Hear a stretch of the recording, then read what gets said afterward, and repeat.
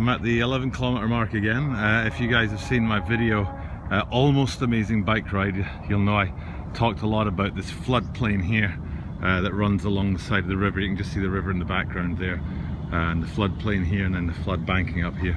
So I'm going to ride up here now. In that Almost Amazing Bike Ride video, I said that I wanted to make it to 36 kilometers, but I didn't make it up that far.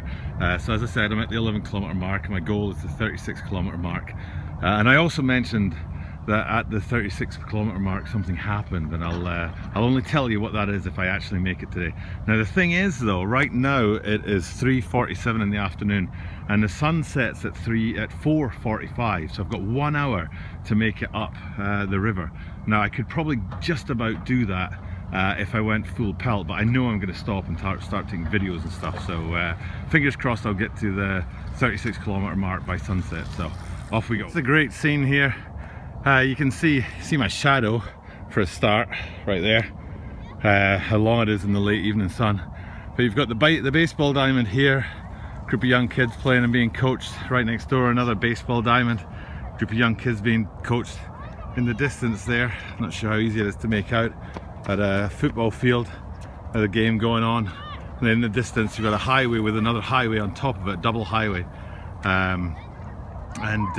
This is what it's like all the way along this river, or along most rivers in Japan, to be honest. The floodplain is used as baseball diamonds and football pitches and even golf courses and a lot of things like that. It's a really useful, sorry I think I lost my picture there a little bit, it's a really useful use of the land and the resources, and that's what happens in a country like Japan where you're struggling for space. That people have to be economical with their use. So, but I won't stay here too long. Shadow's getting longer. I'm going to blare the sun a bit there. There's the low sun setting in the west that I have to race. Shout out to Matt Northcroft actually. I remember Matt did a race across Scotland where he raced the sun. I think I'm right in saying, Matt, and you can correct me if I'm wrong, that you started out at sunrise and raced the sun across and made it to the other side of Scotland before the sun set, which is an incredible feat, an amazing feat of endurance. So congratulations to Matt and a shout out to him. I'm not quite racing the sun across Japan, but I'm racing it up this river, so I've probably got another 40 minutes. I'm going to bang it out. Back soon. I haven't moved since the last video, but I wanted to get a shot of these kids over here who've just finished the training session. The first thing is that they always clean up after themselves. I love that about Japan. People take care of things. It's very orderly. And you can see the guys here, they're finished with their baseball diamonds, so they're sweeping it down, ready for the next people to use, cleaning up. That guy's got a big green brush there, just flattening it out, so they're not using this next, somebody else is using it after them. But here's their team here. Listen to these guys.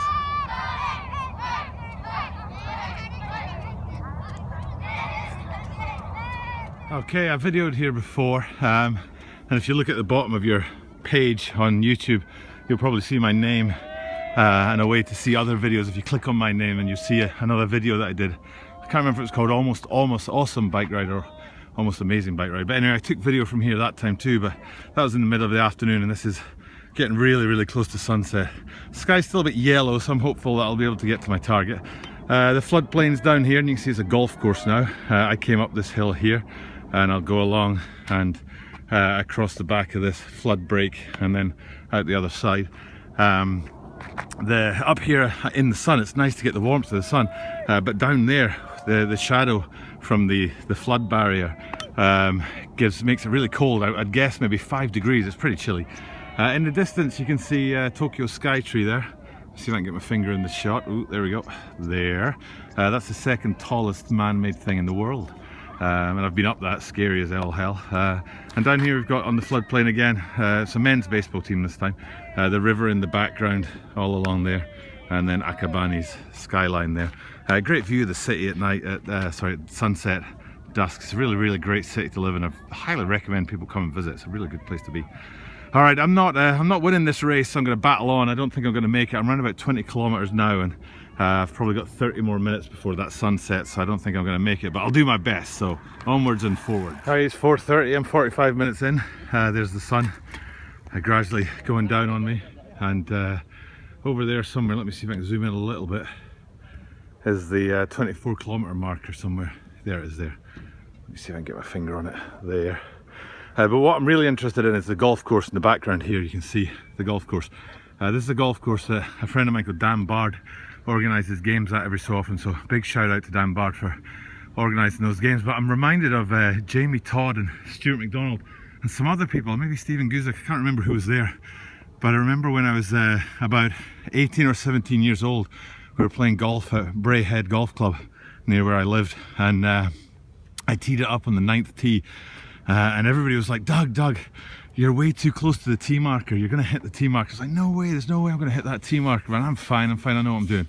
Took a big almighty swing at this thing, clipped the tee marker with my driver, and sure enough, the head of my driver came flying off and went flying off the end of the tee into this dense, like, rough area. And everybody's pissing themselves laughing at me, and off I go running into the dense rough, trying to find this driver head that was lying there. For some reason, while I was cycling up here beside this and thinking about Dan's golf course here, I was reminded of anyone who was on the 9th tee at Bray Head with me that day. So shout out to Paul Starkey, Stuart McDonald, Jamie Todd, anyone else, maybe Stephen Guzik, I can't remember who was there, but funniest thing you ever saw, man. Funniest thing, I was as embarrassed as all hell, but I can see the funny side now around about 22 years later. So anyway, shout out to Dan for this golf course on the floodplain here, river in the background. As I said, the sun's beating me. Oh my god, that's amazing. I hadn't planned this, but right there beside the sun, that's Mount Fuji. Wow, that's incredible. Wow, sometimes you just get lucky, I guess. Let me try and get a better view of that. I've got the iPhone zoomed in as far as possible, but you can just kind of make out the contours of Mount Fuji. Obviously it's a volcano. It looks absolutely incredible in real life. I'm not sure if the iPhone's doing it justice. I'm going to go another kilometre up the river and try and get a better picture. Alright, I'm totally out of breath.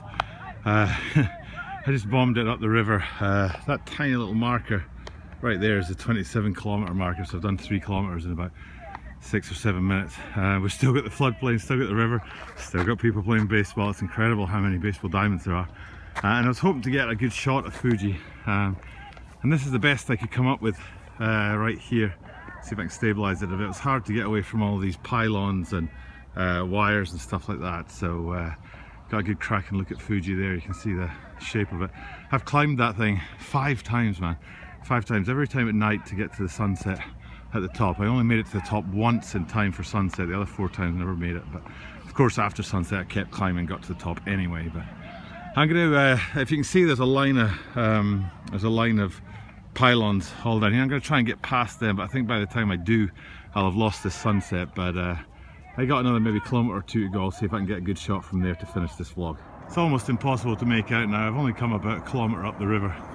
Fuji is just between these 2 buildings here, but I'm glad I stopped at that last place just to get one final shot of that. My intention was to get to the 36-kilometre mark and give you guys a shot of Fuji from there with a nice sunset, but it didn't quite work out. I made it round about, I'd guess I'm at about 29 kilometres, maybe 28 and a half in about an hour, which is pretty good pace, 11 to 20, 29, 18 kilometres an hour, so I'm happy with that.